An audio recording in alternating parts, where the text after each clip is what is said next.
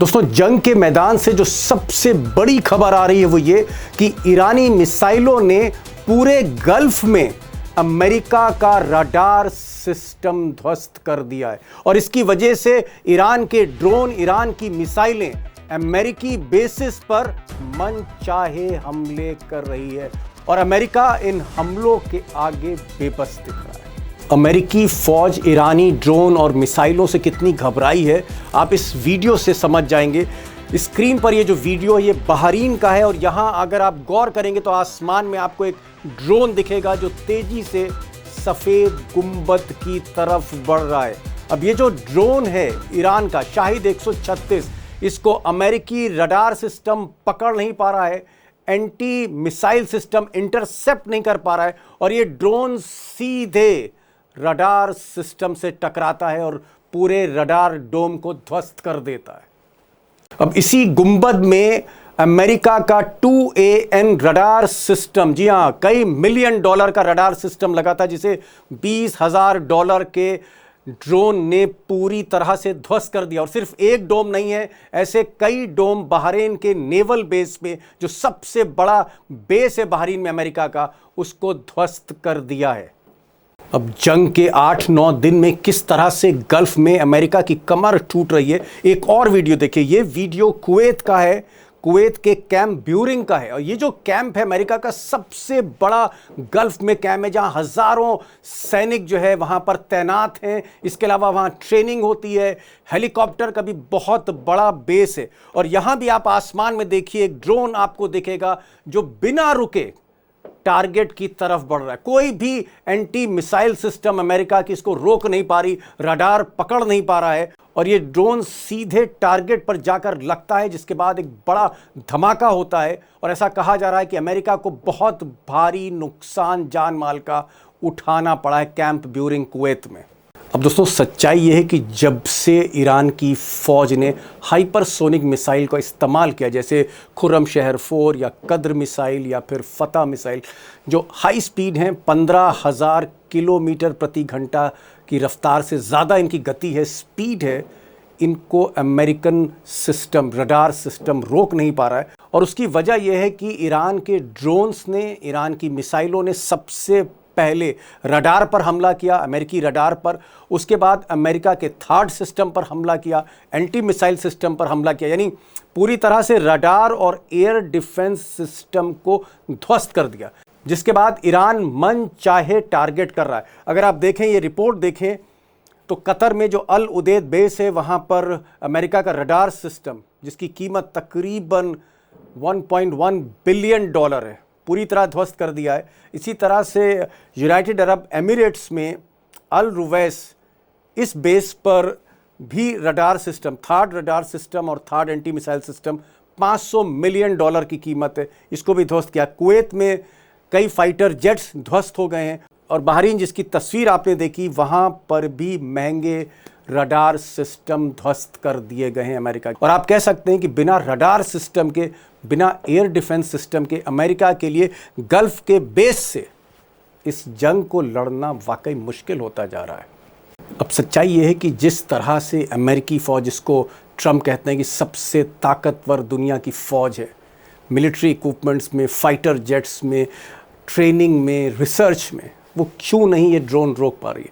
इसको लेकर अमेरिका को अपमान का घूंट भी पीना पड़ रहा है। दुनिया भर के अखबार जो हैं कहीं ना कहीं आलोचना कर रहे हैं। जैसे मिसाल के तौर पर ये ब्रिटेन का सबसे बड़ा अखबार गार्जियन लिखता है कि US में not have capacity to take down full barrage of Iranian drones, official war.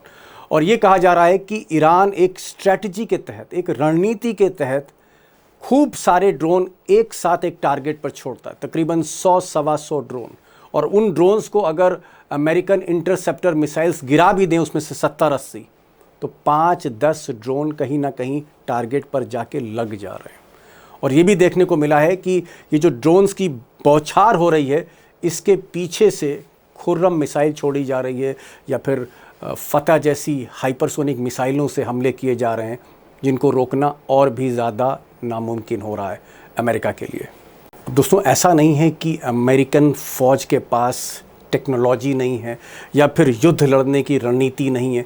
जिस अमेरिका के पास B-2 बॉम्बर जैसे आधुनिक फाइटर जेट्स हों या फिर यूएसएस अब्राहम लिंकन जैसे जंगी जहाज हों, एयरक्राफ्ट कैरियर जो दुनिया में किसी के पास नहीं है, उस अमेरिका ने यह सोचा नहीं था कि जो ड्रोन की बौछार हो रही है इससे कैसे निपटा जाए। ये एक तरह की नई वॉरफेयर का सामना जो है अमेरिका को करना पड़ा। और इसीलिए जब तक अमेरिका इन ड्रोन से निपटने की रणनीति बनाता तब तक बहुत ज़्यादा नुकसान हो चुका था अमेरिका के मिलिट्री इक्विपमेंट का। और अब खबर ये आ रही है कि ट्रंप ने जेलेंस्की, यूक्रेन के जो राष्ट्रपति जेलेंस्की हैं, जो रूस के साथ युद्ध कर रहे हैं, ड्रोन का सामना कर रहे हैं, ड्रोन की टेक्नोलॉजी अब ट्रंप ने जेलेंस्की से मांगी। और बीबीसी की खबर है जिसमें कहा गया है कि US asked Ukraine for help fighting Iranian drones, Zelensky से। और जेलेंस्की खुद बता रहे हैं कि ट्रंप का फोन आया था, अमेरिका उनसे मदद मांग रहे हैं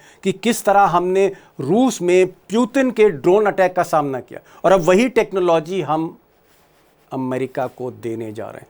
लेकिन कुल मिलाकर मैं ये कहना चाहूँगा कि इन 7-8 दिन में जब तक अमेरिका संभलता, पानी गले तक ऊपर आ गया था।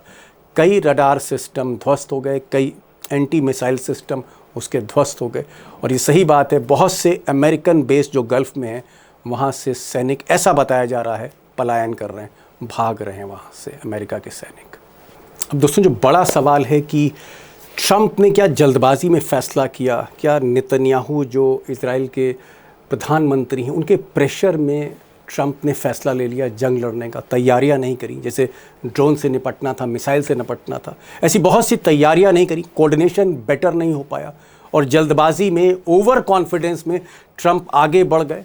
और आज अमेरिका की जो खुफिया एजेंसी हैं वो चेता रही हैं ट्रंप को कि उन्होंने फ़ैसला गलत लिया, सोच समझ के नहीं लिया, तैयारियाँ नहीं करी।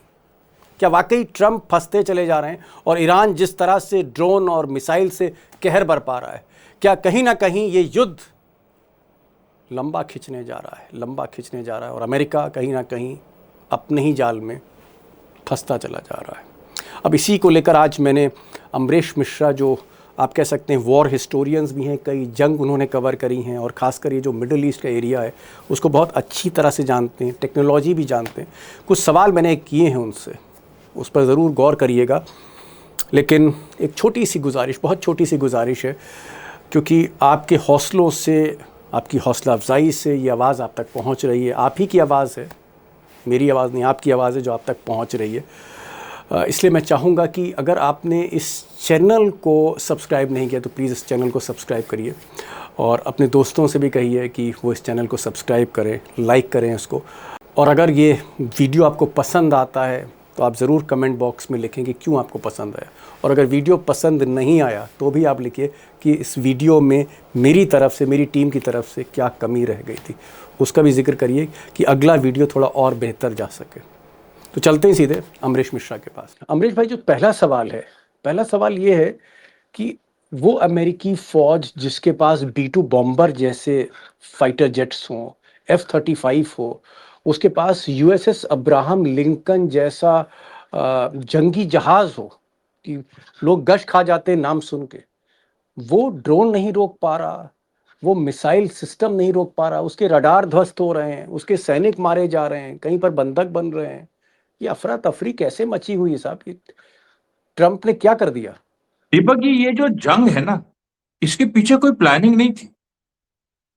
आप सोचिए जी, ट्रंप ने, देखिए, आप अपने कांग्रेस को बताया नहीं, गल्फ कंट्रीज को बताया जिनके यहां से अटैक लॉन्च किए गए नहीं, केवल ये नेतन्याहू और ट्रंप के बीच की सेटिंग थी। और ये था कि हम वेनेजुएला टाइप ऑपरेशन कर देंगे, असैसिनेट कर देंगे, उसके बाद ईरान सरेंडर कर देगा। और ट्रंप ने कहा भी, अगले ही दिन कहा कि सरेंडर करो, 4 दिन का हम समय देते। इतना अहंकार, इतनी मतलब अपने उस पे कि किसी से, सेना तक को आप सोचिए, सेना कह रही है कि हमें ठीक से नहीं बताएगी, क्योंकि जनरल केन 2 दिन पहले कह रहे थे कि हम लोग को बहुत नुकसान हो सकता है, और जो हो रहा है जी। तो अब ये अप्रत्याशित संकट है दुनिया के सामने। लेकिन ये बात सही आप कह रहे हैं कि जनरल केन जो चेयरमैन है जॉइंट स्टाफ के, यानी आप कह सकते हैं कि नंबर 1 फौज के अफसर हैं, वो भी चाहते थे कि थोड़ा सा डिले करें ट्रंप। मैं देख रहा था कि आज जो वहाँ की इंटेलिजेंस एजेंसीज हैं अमेरिका की, उन्होंने भी चेताया था कि भाई इतनी हड़बड़ाहट में आप इतनी जल्दी फैसला ना लीजिए ट्रंप से। लेकिन ट्रंप ने किसी की मानी नहीं, और जो पार्लियामेंट है जिसको हम कांग्रेस कहते हैं अमेरिका की, उसको भी नहीं बताया। और आप सही कह रहे हैं कि जो गल्फ में स्टेक होल्डर्स हैं, यानी कतर के बादशाह हों या सऊदी अरब के क्राउन प्रिंस मोहम्मद बिन सलमान हों या फिर यूनाइटेड अरब एमिरेट्स के मोहम्मद बिन जायद हों, ये जो बादशाह हैं उनको भी नहीं बताया। और बादशाहों की तो यही कंप्लेंट है कि हमको बताया नहीं गया और अचानक आपने जो है जंग छेड़ दी। क्या आपको लगता है कि कोई ऐसा प्रेशर है ट्रंप के ऊपर, कोई इसके पीछे कोई हिडन फोर्स है जो ट्रंप पर दबाव डाल रही थी कि नहीं युद्ध तो लड़ना है, नेतन्याहू की तो मदद करनी है, इजराइल की तो मदद करनी है? दीपक जी, वो हिडन फोर्स है यहूदी लॉबी, ज्यू लॉबी, ज्यूज लॉबी, यहूदी। यहूदिया, जो पूरी फाइनेंशियल सिस्टम दुनिया का कंट्रोल करते हैं।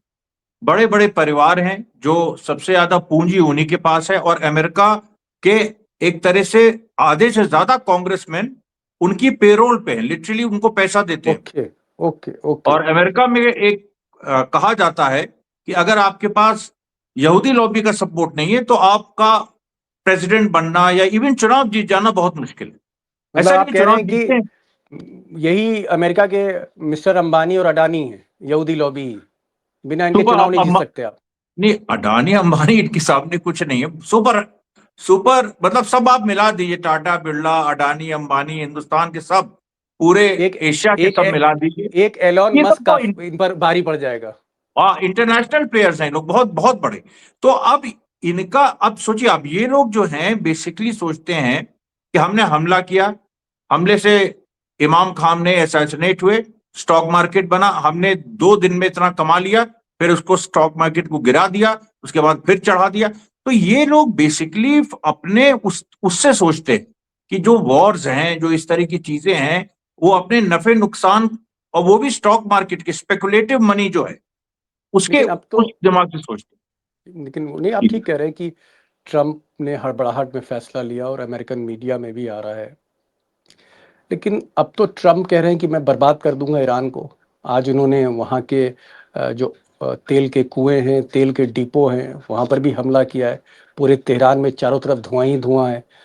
और ट्रंप ये कह रहे हैं कि अब तो मेरी जो फौज है वो ज़मीन पर उतरेगी ईरान की, और मैं 2-3 महीने के अंदर पूरे ईरान को पैक कर दूंगा। तो क्या ये फिर एक गलती कर रहे हैं ट्रंप कि मैं वहाँ इन्वेड करूंगा, वहाँ मेरी फौज ज़मीन पर लड़ेगी? देखिए, उसका तो जवाब ईरान के फॉरेन मिनिस्टर अरागची ने दिया कि we are waiting for that, कि कब करोगे बताओ, हम तैयार हैं। सवाल यहां पर यह है, ये बात आपकी सही है कि तेहरान में एसिड रेन इस समय हो रही है। हम ये नहीं कह रहे पूरे तेहरान में, लेकिन कुछ जो उन्होंने ऑयल रिफाइनरीज जो तेहरान की उस पर स्ट्राइक यहाँ की है, जी। जी, तो वो एसिड रेन होती है ना, वो जी हाँ, तेजाब, समझ लीजिए। जी हाँ। तेजाब होता है, तेजाब की जी बारिश। हाँ। लेकिन उसमें ईरान ने तुरंत जवाब दिया, हाइफा ऑयल रिफाइनरी पे मार दिया, इसमें 3 इजरायली के मारे जाने की खबर है। सऊदी जी अरेबिया हाँ। पे मार दिया, जिसमें 2 वहां पर हताहत होने की ये खबर है।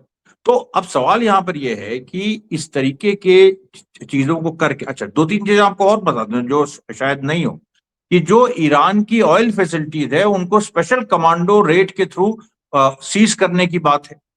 यहां तक बात, इस्पाहान की जो यूरेनियम एनरिच्ड जो मटेरियल है उसको कमांडो रेड से सीज करने की बात है। इसका मतलब अभी भी वेनेजुएला वाला दिमाग चल रहा है।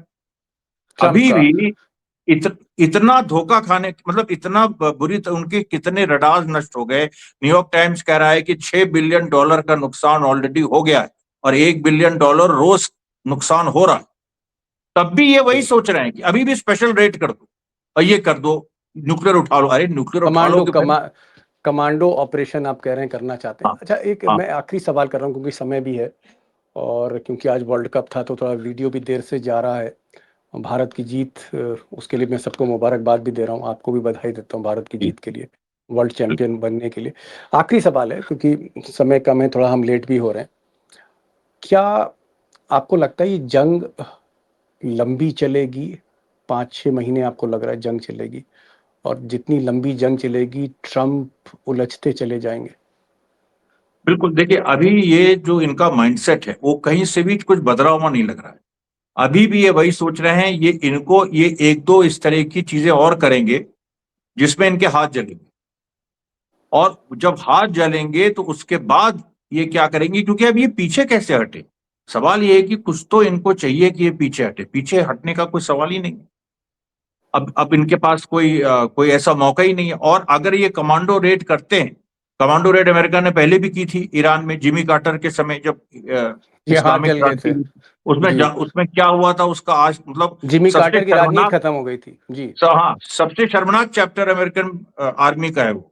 तो जी इसलिए देखिए ये सारी चीजें हैं जो ये दिखाती हैं कि ये जंग अभी लंबी चलेगी। चलेगी, जंग लंबी चलेगी। Amrish Mishra, historian, war historian, कह रहे हैं कि भाई ट्रम्प गलती पर गलती कर रहे हैं, ओवर कॉन्फिडेंस है, ज़रूरत से ज़्यादा आत्मविश्वास है। और दूसरी बात कही कि नेतन्याहू और नेतन्याहू के पीछे जो यहूदी लॉबी है, ज्यू लॉबी है, जिनके पास दुनिया की बहुत बड़ी दौलत है, उस दौलत की चकाचौंध में कहीं ना कहीं आप कह सकते हैं खो गए ट्रम्प, और हड़बड़ाहट में एक फैसला ले लिया। सबने रोका, उन्होंने, उपराष्ट्रपति ने रोका, जेडी वांस ने रोका, तुलसी गबार्ड जो इंटेलिजेंस की हेड है उन्होंने कहा कि मत आप ये जंग लड़िए। उसके अलावा उनकी पार्टी जो रिपब्लिकन पार्टी है ट्रम्प की, उन्होंने भी कहा कि भाई आप अपनी जंग लड़िए, नेतन्याहू की जंग क्यों लड़ रहे हैं, पराई जंग में क्यों आप शामिल हो रहे हैं। लेकिन ट्रम्प को समझ नहीं आया।